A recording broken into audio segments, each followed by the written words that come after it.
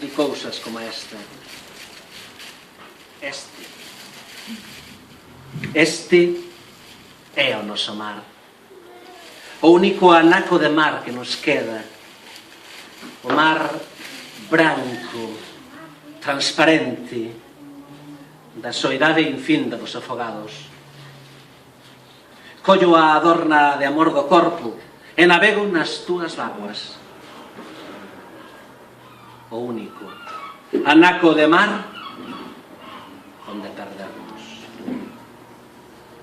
E para concluir a tanda de Xosé Luis Méndez Ferrín do libro Estirpe, un poema que se titula Illas, e di: illas non son montes ourizados de toxo e singido de colares de liño. Descansan sobre cunchas de tartarugas broncíneas que se arredan da terra. Un palmo todos os 9000 anos. Así meden o tempo os nosos sangues, feitos en 9 meses para a morte e a continuidade. Noutros e noutros sangues contra o sempre que espreita. Son cabezas de cabalo de fora as nosas illas e arrullan un son roncudo nos seus ventres. Conservan as buracas ateigadas de mascatos sabios, pardelas con espírito e navíos defuntos. O mar no que se asentan é o mar do noso soño comunal, no que sempre haberá de haber un home sanguiñento que morre e o facelo recibe un alcuño que non debe ser dito. E é o nome secreto do meniño sacrificado nas sillas. O sol ardente do verao levitan e os ollos loleados fannas divisarse, cando non multiplicarse e beillar sobrepostas ata infindo. No nevoeiro son vistas entrevistas sincentas e ao vogar entre elas o mariñeiro sente o poder das rochas altivas enriba da súa testa e por baixo a dentamía dos abismos en nome.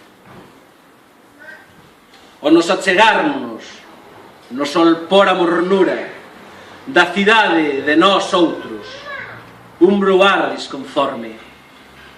Evócanos nosos ollos fechados cor de illas, son gardadas as illas pola lenda cardorcas, fillas do sol. Reivindicar por sempre as xentes da lingua nosa, un aceno de teimosa constancia fronte ao adverso. Xosé Luis Méndez Ferrín. Vou a rematar a parte da recolleita de poemas que decidimos ler hoxe aquí e vou a seguir co programa que tedes na man. Vou a ler un poema de Luisa Castro do libro Baleas e Baleas. Un poema que di: miña nai traballa nunha fábrica de conservas. Un día miña nai díxome: o amor é unha sardiña en lata. Ti sabes como se preparan as conservas en lata? Un día miña nai díxome: o amor é unha obra de arte en lata. Filla, sabes de onde ves? Ves dun viveiro de mexillóns en lata.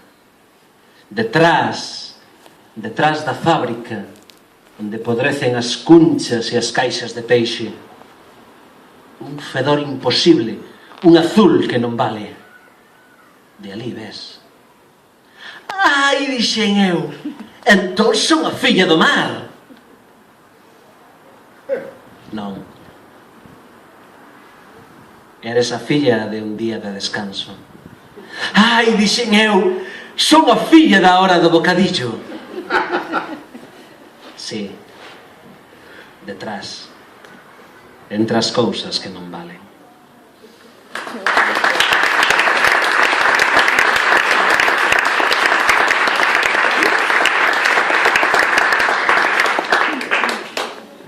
do libro Estacións ao mar, de Xoana Torres, un poema que comeza cunha cita de Celso Emilio Ferreiro, que di: primeiro foi o mar, despois a pedra. E di o poema: primeiro foi o mar, despois a pedra. Que quedará de nós?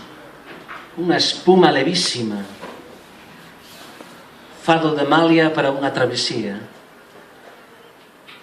Que loita de navíos? Onde o naufraxio daquela nau preta? Primeiro foi o mar, mas non é certo que a corrente nos leve. Correspóndelle a onda repetirse de novo, de volver algo vivo por unha dor tremenda. Alas pasan indómitas, altas como trofeos, sobrevoan a orela onde ti e máis eu nunca estivemos. Arestora que parou de chover 40 días e 40 noites. É preciso esquecer o diluvio, dicir que xa podemos croarnos nun ramallo de olivos. Ah, sí. De outono dende un trono de sombras hai un porto inmediato afincado nas pedras. Agora só a barca varada e nós mesmos.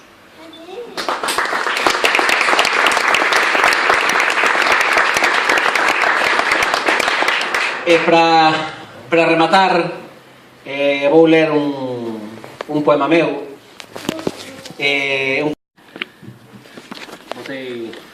Botei man dos poemas fortes ao comezo. Agora hai que ir modulando a voz. Toca a parte na que decidimos acompañar con máis xente o recital. Cando me dixeron que fixera o recital, eu dixen que sí, que coñecín gracias a Xosé Iglesias. Hoxe é a primeira vez que podemos estar xuntos e penso que o que mellor fun tirando do periplo de presentacións de poesía foi ir topando xente polo camiño, e isto é algo que, bueno, que non se esquece e que dá a constancia, e iso axuda a que no tempo, bueno, poder seguir traballando e traballando a palabra, non? De Pontenova, din dela que é a poeta das árbores de Pontenova. Para presentalo, un poema dunha poeta de mar, dun libro que se chama Nove. Este é o terceiro poema dese Nove de novembro, e é María Lado, e di o poema: no cabo máis occidental da costa rompen as mareas de máis encher, e a illa é apenas unha pedra na que morde o mar. Hai que fixarse moito, porque ata a paisaxe é enjanosa. Xira, leva ese aire lento de balea e vai desaparecendo debaixo das ondas. Na illa sábenno, e chaman a esta rexión mínima novembro, porque é cruel como un amante. Saben que os cormoráns vixían os homes, intentan evitar que fuxen envoltos nas mortallas dos ausentes, e amarranos a terra con cordas que non se ven. A marea sofre e desfaixe en espuma por dar con elas, e danlle ese nome por iso, porque aquí é onde veñen parar os cargueiros que enjule o mar, e os fardos arrastrados co seu peso de mortos. Chegan ata as furnas onde se esconden os mellores percebes e aniñan entre eles. Ali agardan polos dedos sejos dos homes, cóllenos polas mans para que o mar os aprete. todos na illa o saben. Novembro é o lugar onde o mar desexa a carne. Sabe os nosos nomes íntimos. E é por iso que os percebes enjanan con voces de serea. E Antón Avilés de Taramancos comeza e dedícallo a Alfonso Costa, non sei quen é, pero chámalle o cartógrafo do ar. O poema di: así, incendiada de sol, arremete a illa, cando o corazón uivaba por ese retorno incesante de ver as areas lonxanas como un polen de ouro na rosa que se ascende sobre do mar, e ensina rota, e por fin un cálice de viño adormecente feito de ácidos froitos, como se fai a area e o clamor. O esquezo das ingraduras derrotadas no trasfondo dos ollos. É o amor o que dá o pulo íntimo da chegada entre o reboar peneirado das gaivotas felices que lle rouban o tempo a súa canción, acoitelada neste cais polo que sospiran os náufragos, esa aurora de ollos que nos fitan dende o fondo do mar, arriba. Agorgulla a súa voz e vemos os navíos por un ronsel antigo, esboídos na súa luz, que o tempo foi brunindo co seu cincel de basalto, mentres debulla o vento nas enxarcias xaídas. Esa néboa finísima do olvido. É a illa! É a illa!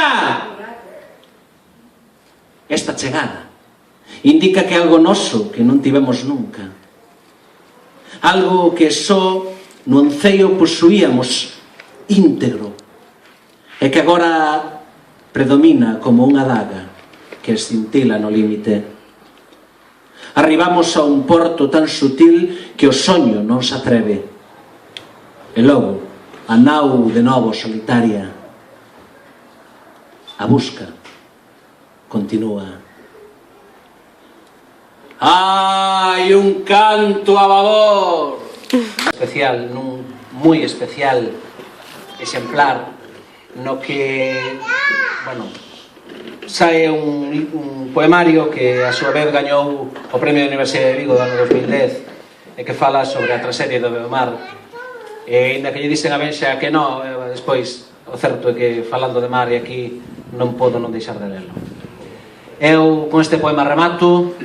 Agradezovos que asistidades ata aquí, agradezo os compañeiros que se chegaron dende Lugo e dende a Coruña para vir a recitarnos e acompañarnos, que o mellor.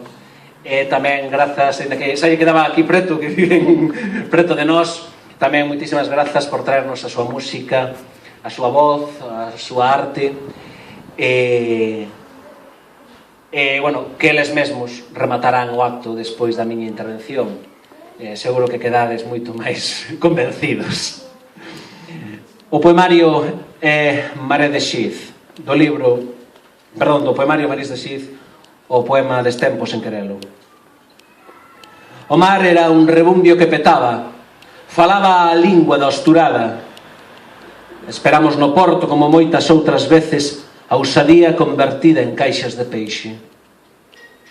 As táboas, tronzadas, finxidas e vividas, na nova rama dos casqueiros maltratados. Alá vai a jata de Leta, rompendo a néboa e o mar de fondo. Nacín coa certeza do quiñón para min. Os mariñeiros reparten lotes e mesmo as penas da mareta. Pobre changuí de guindastres, todo rematou coa pesca de baixura e a longa travesía de Begoñas e Monserrats e barcos de aceiro e contrabando. O mar transcribía mensaxes de morte.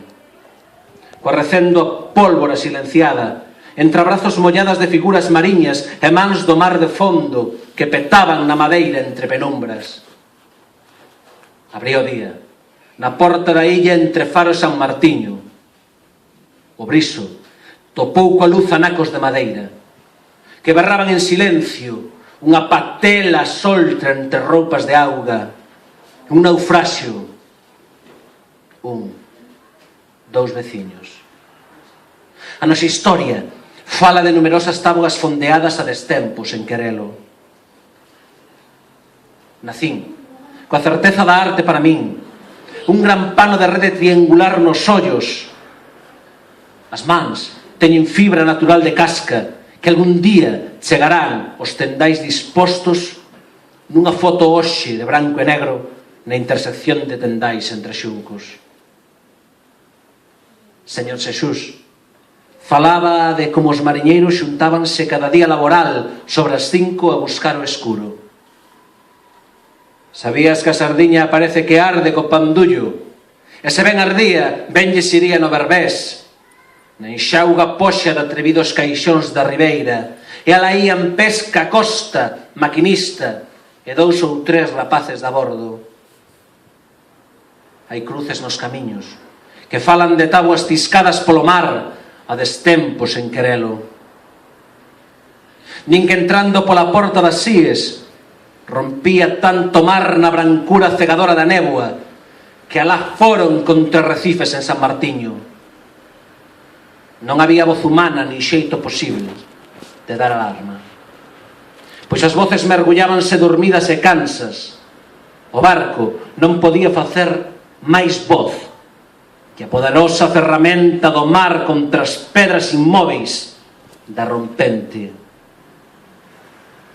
Hai debuxos sobre pedras que ocultan cada leitos e nichos valeiros, a destempo sen querelo. A nosa historia fragmenta o tempo en pechados herméticos, caixas de folla de lata. Somos sardiñas afumadas, escabechadas, secadas, salgadas, toda caste de escumas e preve ao redor, na casas dos píos de cantería e casas de artesas melancólicas. Esconchabamos restos da colleita salgada despois de descabezala, viscerala e limpala, e todos coincidimos na abundancia de sardiña. Outros din que foi a marexada e a bruma do sábado o que tal vez fallou o motor ou o temón perdendo o rumbo. Un forte golpe de mar, seco como un foguete, deulle a volta a jata. Abriuse un temporal de almas e ausencias repetidas. A 14 metros de profundidade entre Punta Galera e Cubillón, como se de tesouro do galeón Santo Cristo de Maracaibo se tratase. O noso Sir John atopou a furna que agochaba maternalmente os corpos desprotegidos dos mariñeiros e as pedras próximas nas que se atopaban como flores ciscadas, rexos tripulantes de corpos fendidos e de toneladas de lousas de mareas costas.